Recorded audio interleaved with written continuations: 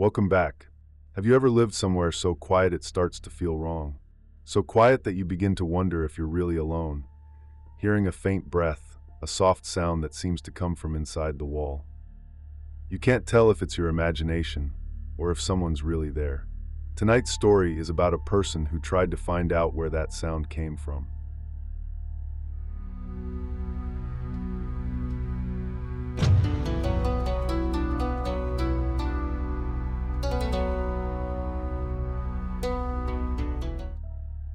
Rika had just changed jobs, and to save on commuting time, she decided to find a small place in the city that she could afford on her own. Naomi, her college friend who now worked as a real estate agent, helped her find an apartment not far from the subway station. The building looked ordinary from the outside, about 30 years old. The paint on the walls had faded, and the corridor lights sometimes flickered, but overall it was clean and well kept. Naomi mentioned that every floor had the exact same layout, the same wall positions, the same structure, something that made maintenance easier and cheaper for the owner. Rika's new unit was on the third floor. The entrance was small, with a bathroom and a simple kitchen beside it, leading into a tatami room and a tiny Western-style bedroom, just big enough for a single bed. The apartment was old, but the light was good, the air dry and fresh, without that damp smell old buildings often have. For someone starting to live alone, it felt more than enough. On the day she moved in, the air was chilly.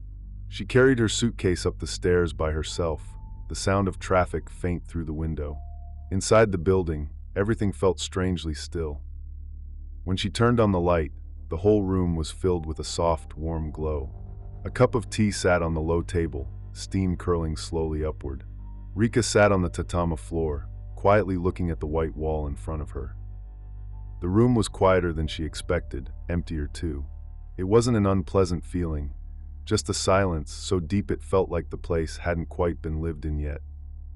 By the third week after moving in, Rika's friend Mickey called out of the blue. She said she had a job interview in Tokyo and asked if she could stay for a few days. Rika usually enjoyed living alone, but she didn't mind the company and agreed right away. Mickey arrived with a small bag and a folded blanket, smiling as she said she could sleep on the floor and wouldn't be any trouble. That night the two of them ate takeout and talked for hours. The old apartment suddenly felt a little more alive. The first 2 nights were perfectly normal. Apart from the faint sound of a television coming from next door, the whole floor was unusually quiet. Then, on the third night, Rika was shaken awake in the middle of the night. Mickey whispered that she had heard someone crying. Rika believed she was dreaming. Half asleep, she listened carefully but heard nothing at all. Only the wind moving through the corridor, not even the creak of the pipes. She smiled, told Mickey it was probably her imagination, and turned over to sleep again. But from that night on, Mickey began waking up at almost the same time every night, startled by the same sound. The crying seemed to come from behind the wall, though she could never tell exactly where. The voice was low and uneven, with a thin, trembling breath, like an old woman trying to hold back her pain, mumbling softly through tears. It wasn't loud, but it slid into her ears and settled somewhere deep inside, cold and heavy. Rika never heard it herself, but every morning she saw how tired Mickey looked, her eyes dull with sleeplessness and fear she couldn't explain. After a few more nights, Mickey no longer dared to stay alone in the room. She tried recording the sound on her phone, but when she played it back the next morning, there was nothing. Only the faint hum of the room and a trace of static. The crying had vanished completely, as if it had never existed. She began to think she was just nervous, or that she hadn't adjusted to the atmosphere of the place, yet the uneasiness kept growing stronger. Rika still believed it was all in Mickey's head, but even she started to feel that the air in the apartment had changed. At night there was a dampness she hadn't noticed before, as if moisture was seeping out from somewhere behind the wall.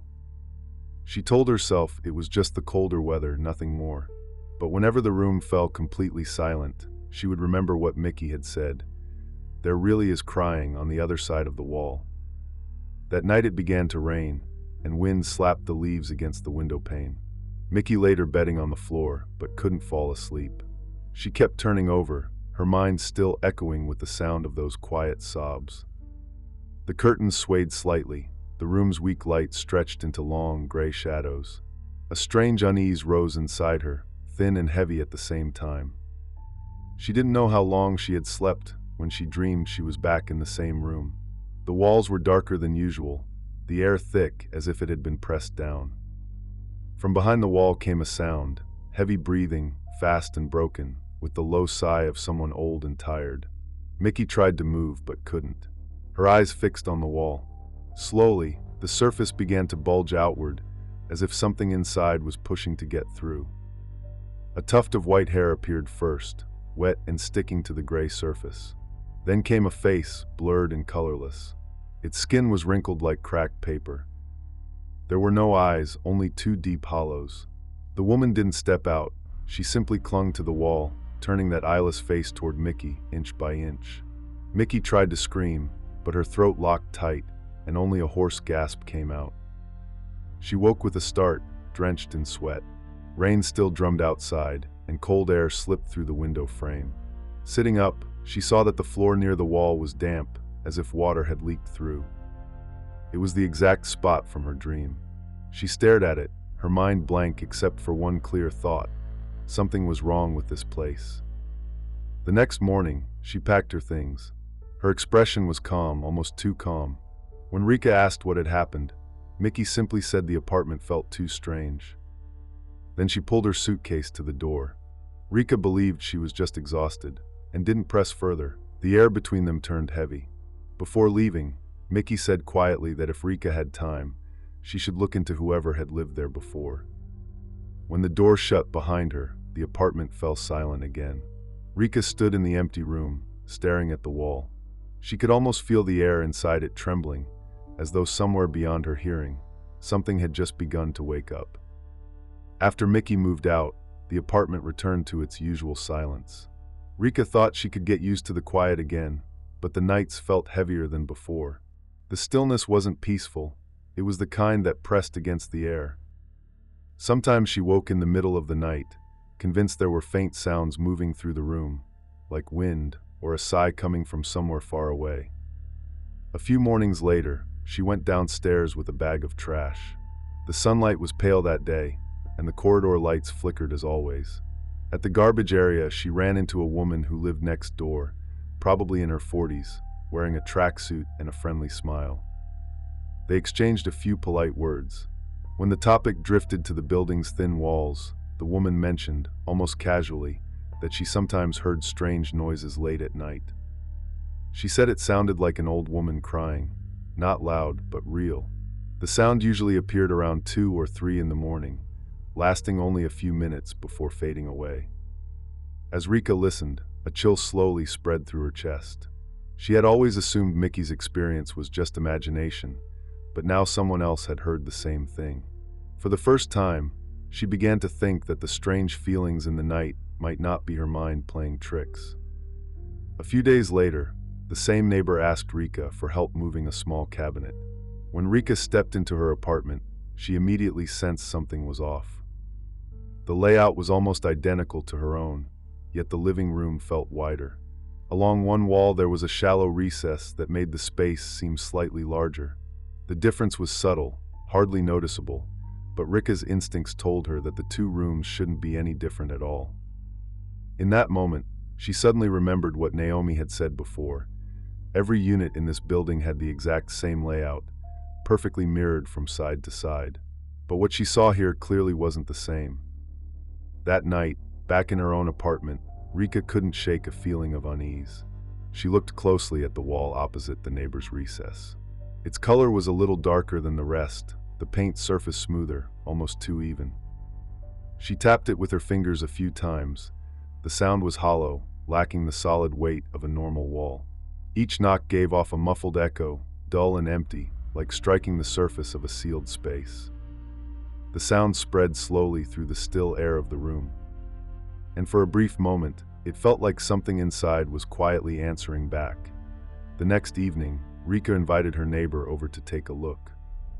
She mentioned the strange wall, saying she had a feeling something wasn't right about it.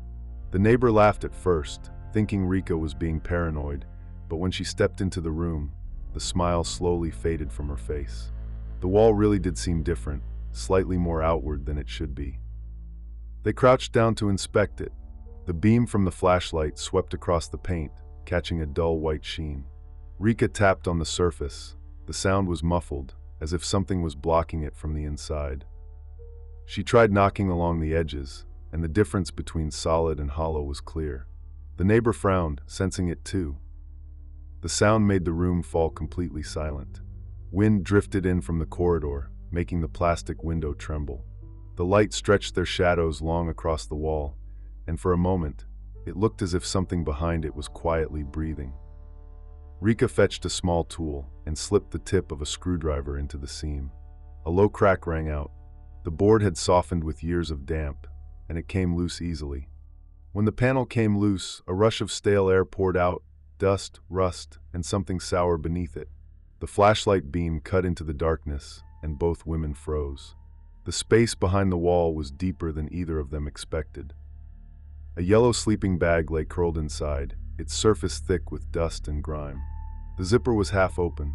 Through the narrow gap, something pale showed, a patch of shriveled skin, gray and dry, the color of paper left too long in the sun.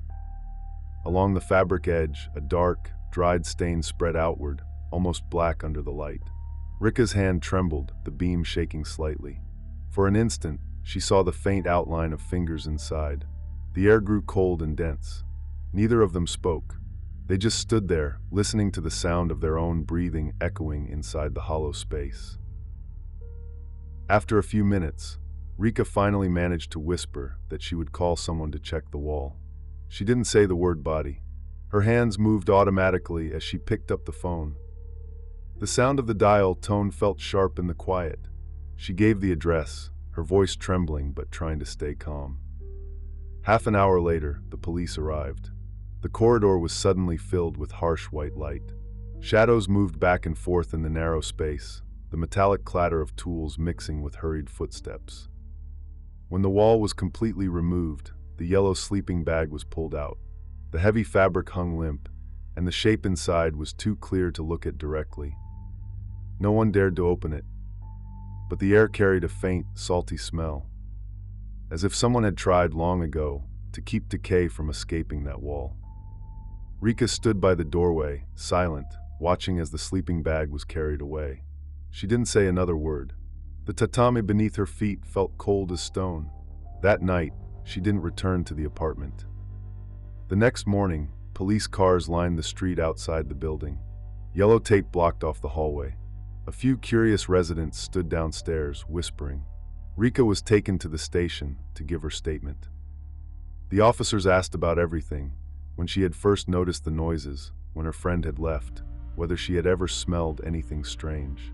She answered slowly, her mind still replaying the moment the wall had opened. The investigation confirmed it was a human body. It had been wrapped in layers of plastic and a sleeping bag, covered with salt and sealed with tape. The salt and the closed space had preserved it almost intact. The victim was an elderly woman, her body showing clear signs of long-term abuse. Police soon traced the apartment's previous tenants. They had been a woman and her mother-in-law. The husband had gone missing years earlier, leaving the younger woman to care for the old one. Neighbors remembered hearing arguments, but no one paid much attention. Then, one day, the younger woman moved out suddenly, saying the old woman had gone back to the countryside. After that, the room stayed empty for months until Rika moved in. That sound in the night finally had an explanation. Maybe it hadn't been crying at all. Maybe it was the breath of someone who had been trapped too long. The story made the news for a few days before being replaced by something newer. But Rika couldn't let it go. Sometimes she still thought about those nights, when the sound behind the wall seemed to seep into the room, and about that faint trace of salt in the air. She told herself it was just memory, just the residue of an old tragedy. She didn't go back to the apartment after the police left. That night, she checked into a small business hotel near the station. The room was clean and bright, but the silence felt the same, heavy waiting. Every creak in the hallway made her heart tighten. When the air conditioner clicked off, the stillness that followed felt too familiar, as if the room itself was listening.